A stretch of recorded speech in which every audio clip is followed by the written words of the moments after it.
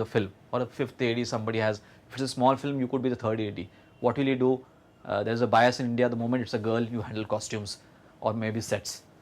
That's what they talk about it. If it's a guy and there's no girls in the project, the guy has to do that also. Otherwise, they'll say, okay, you handle continuity, you handle, let's look at dialogue continuity, you handle sets, props, you handle the other stuff. Okay, we'll do that. But it takes about 2 or 3 films, which I suggest which you should do, is that you should learn the entire process, which is from the pre-production, which involves recce, scripting, locations, auditions, casting. These are all pre-production stuff in any film which you make. You need to know the process. You need to know कि मैंने script लिख लिया है. How the hell, how do we cast? You need to know कि whom do I go for casting? If I call for people for audition, the kind of jokers you come across auditions. On what basis do you pick up a character for an audition? So maybe the director or whoever is there who's a senior guy, or the casting director is a senior guy. So you will have to study how do they do it.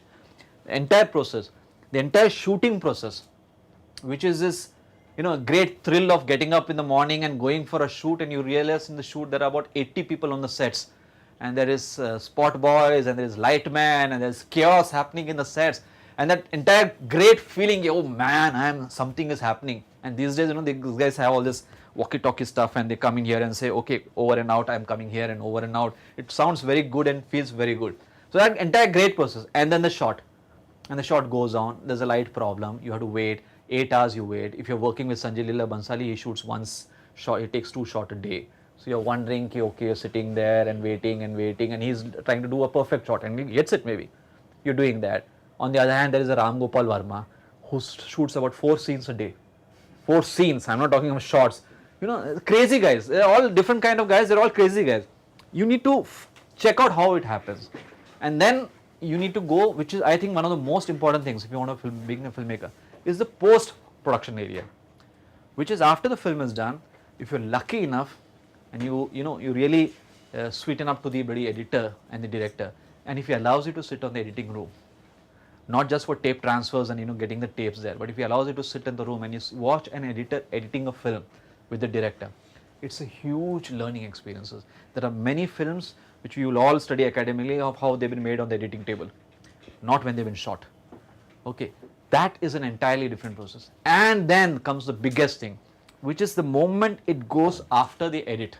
It gets into the lab. Now the lab is something which I think everybody should find out how it operates. Because you think making a film is only the editing portion, because the sound is happening somewhere else. The sound effects are happening somewhere else. You have Foley happening somewhere else. Somebody is doing live effects. I hope you know all these terms which I'm talking. So I'm not going to explain what these terms are. You have these things happening somewhere else. Dubbing, which is a very peculiar Indian thing which happens here, because you don't shoot in sync sound. Why don't people shoot in sync sound? Because the cameras are very costly. You need to shoot on a 535, or you need to shoot on one of those digital things, sync sound, because the camera makes so much of noise that you can't have a sync sound. You will capture most of the camera sound. The fact that if you're doing it dubbing, getting the artist, going to the studios, dubbing it, sitting it with the ADR guy who sits there and dubs it, how do you take the take? How do you transfer the tape? Half your life, if you're an AD, and take it from me, nobody will tell you this, is spent on transfers. This is the reality of film production. It is not spent on anything else as an AD. It is spent on transfers, which is the moment you've shot a film, you have to transfer it to something else. From there, you have to put it on a beta, you take it to the studio, it has to be transferred. From there, you have to take it to a dubbing guy, it has to be transferred. When you are doing Dolby, there has been audio transfer, Dolby transfer. It's mind-blowing, I'm telling you. And it's painful, these transfers. So this entire post-production thing, till you get your first copy. How does a lab do it? These days, most of the films have digital intermediary, DI, which is the different version of a CC, which is basically color correction, color correcting your film. How do they do it?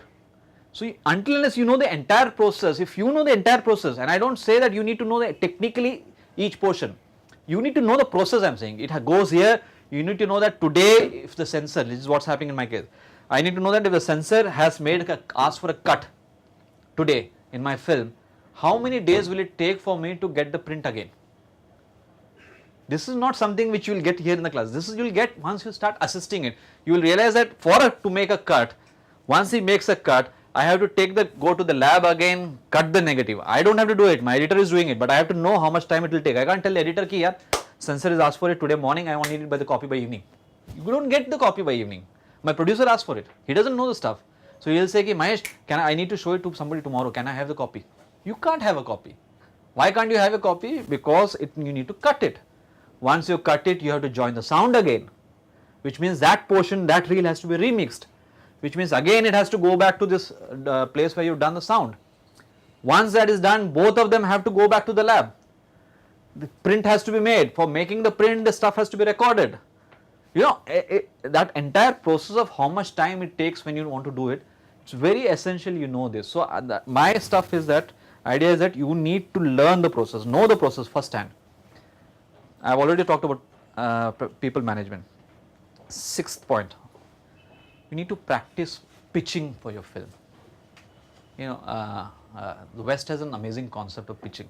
You have elevator pitches, which is that if you get into an elevator and you see, suppose Girish for instance, not Girish, what's his name, Karthik for instance is a producer, potential producer, and you have a wonderful idea and you see Karthik getting into the lift and you are also getting into the lift.